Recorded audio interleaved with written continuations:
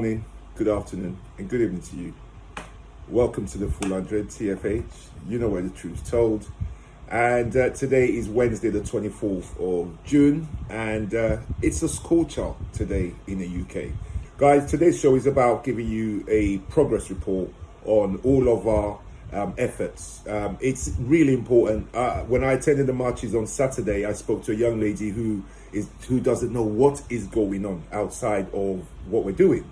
So it's really important to keep people abreast of any progress report, what's changing, what they're saying, what's happening. And that's what this platform is about. So if you subscribe to this channel and keep informed on this channel, not just will you know what's going on in the real world, you'll also know what progress we're making. So guys, without further ado, let's get to it. Today, I want to start firstly to let you guys understand what we're in, guys. We're in a war, guys. We're in a war. Okay, let's not be fooled.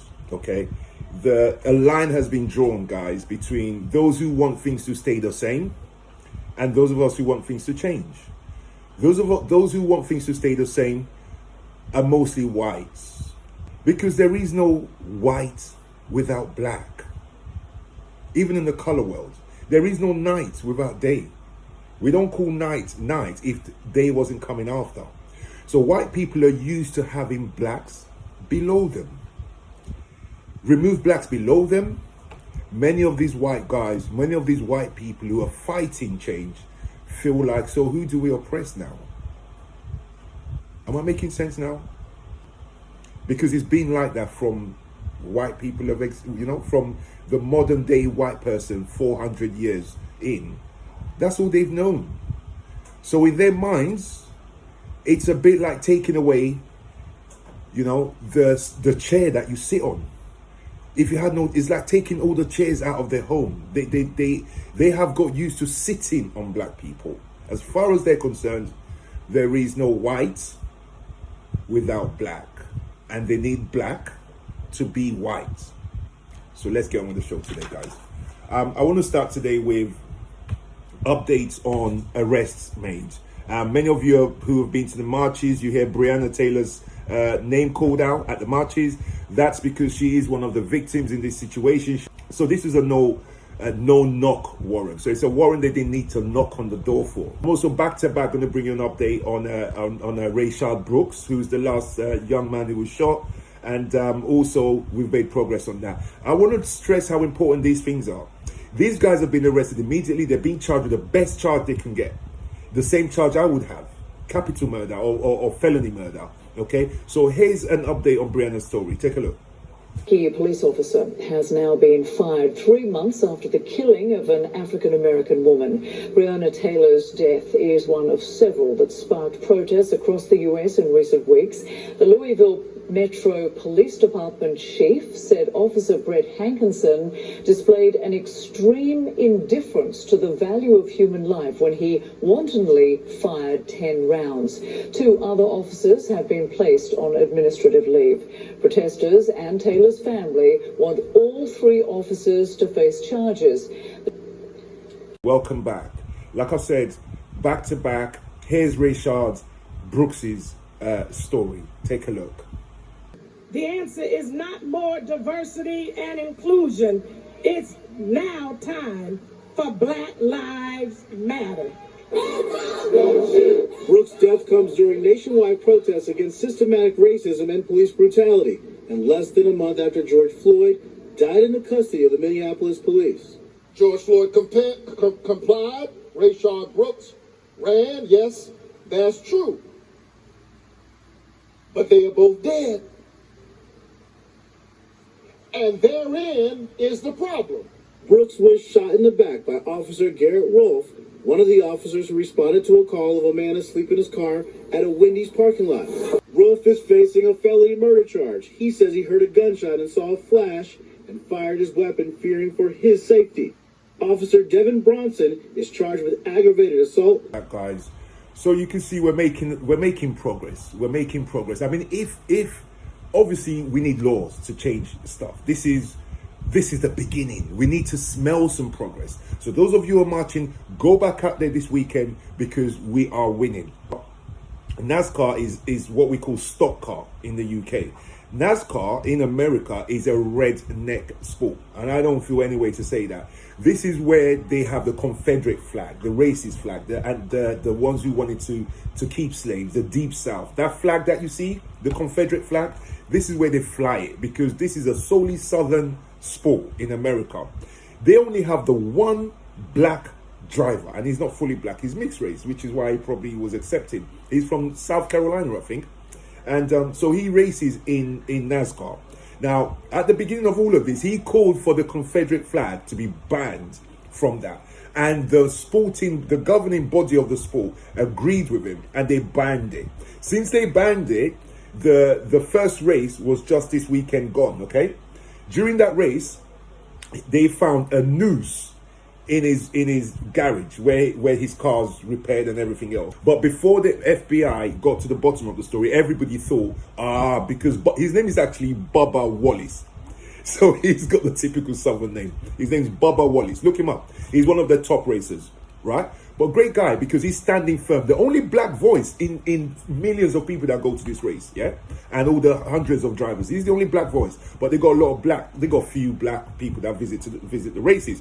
Anyway, cut story short, it's now turned out that Bubba was not threatened. They showed, you can see pictures from 2019 stamp date with the noose in this garage. So people have used it back and forth. It's garage number 4, that garage was. And so they've used it back and forth, but there's a noose hanging there like it's a photo, like it's a picture. You know, like you hang an ornament. That's the sort of mentality that these Southern people have. How can you hang a noose? I want to go to their front rooms and see how many of them got noose hanging from the wall just like that. A real noose that's ready to hang somebody. All right. So what's happened is the solidarity that his fellow drivers showed him was amazing. It brought tears to one of the journalists who was talking about it. I mean, this is change, if there ever was change. Take a look. Support. We've seen everybody come together on Monday there. That was one of the coolest things that I've ever been able to be a part of. Not saying that I wanted that, but drivers wanted to do that. They wanted to show support of me. Last night I was watching Anderson's show before mine, and I saw what they did, all of the crew rallying around you, and I can tell you that people who don't watch NASCAR, they all saw this, and it actually made me tear up. I mean, look at this moment. Made you tear up. Did you see me? Yeah, I saw on, Don. You lost it. But I think this is warranted, even without what happened. I think this is, even with what happened today, I think it was warranted, right. And I think people were happy to see it. And you're making a difference. I actually think NASCAR is making a difference, and I applaud you and them. Okay? Welcome back, guys. I mean, that is touching. You never would have seen that before Floyd George situation. But I think that Floyd George situation, even those who drove, or those who you see with him that day in that clip, even if they were racist or they had, certain feelings, maybe not necessarily racist where they're going to attack a black person or someone of color, but if they were racist as in, we like our Confederate flag, is our statue, they all are now on the same side of taking down the statues. They understand now what the statue means. They understand now what it means for a black person to walk past some slave master statue, okay? And that is touching. However, guys, like I said at the beginning, for these white guys on the other side of the battle, there is no white if there is no black for them. As far as they're concerned, they need black to be white. There are French police who are resigning in droves because they've banned chokeholds over there. Yeah, because they banned chokeholds. So basically what they're saying is, if we can't choke who we want to choke, we're not working in this force anymore. Well, I say good riddance. I say you are doing us a favor, because after these laws come in, we'd have to find you and weed you out. So what you're doing really is you're weeding yourselves out.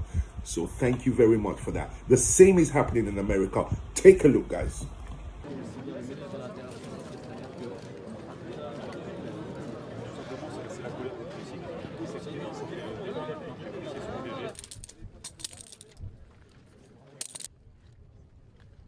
Welcome back, guys. Now that was France.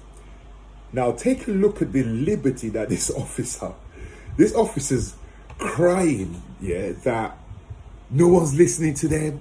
No one. When a policeman gets hurt, the whole country is tense. When a policeman gets shot, he's talking about the policemen are getting killed. I brought you guys who's killing the policemen. They've just arrested a Air Force sergeant who's a neo-Nazi, who's a supremacist, who made homemade guns and killed 2 officers on 2 different attacks, killed one and injured one on the first attack, and killed a second one in a second attack. That's just one. All of these officers that get killed, even I thought that because of Trump, black people were now killing them. I even thought that, right? But this officer standing here talking crap. Take a look. 5 million interactions with the public every year. We all read in the papers that in the black community, mothers are worried about their children getting home from school without being killed by a cop. What world are we living in? That doesn't happen. It does not happen. I am not Derek Chauvin.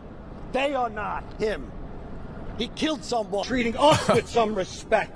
We've been left out of the conversation. Wow. We've been vilified. It's disgusting. Trying to make us embarrassed of our profession. Nobody talks about all the police officers that were killed in the last week in the United States of America. It's how what police officers do. Our legislators abandoned us. The press is vilifying us. Well, you know what, guys? I'm proud to be a cop. And I'm going to continue to be proud to be a cop until the day I retire. Welcome back, guys. And it's not just in France or in America. We have the resistance here. Many of you saw the Burnley match with the Burnley plane, with some guy hiring a plane to say white lives matter. The liberty of it, as far as I'm concerned, is he did it over Etihad. Not even the stadium. Burnley was playing away. Yeah?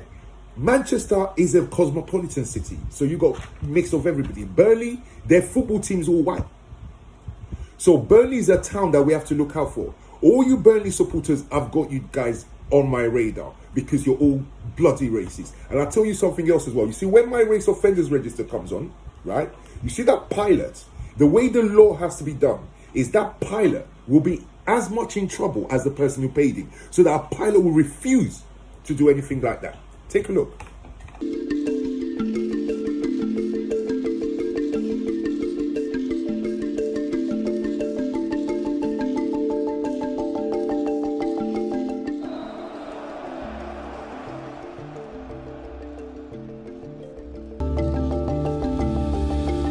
Welcome back, guys. You know, so for me, yes, you can have free speech, but just like we limit free speech and we don't allow hate speech and we charge people and take them to court and imprison them for inciting riots and inciting stuff, that's how racism has to be taken. That plane airing a racist sentiment at a time like this, the pilot and who paid him should be put under the race offenders register and tried by minority juries. Guys, I'm going to finish off on my last video now, and this is directed at you, many of the Asian people who don't think this is their fight. Okay, a restaurant in America has been attacked, a Sikh Indian restaurant, and I'm referring particularly to one Asian person I know over here, a young lady.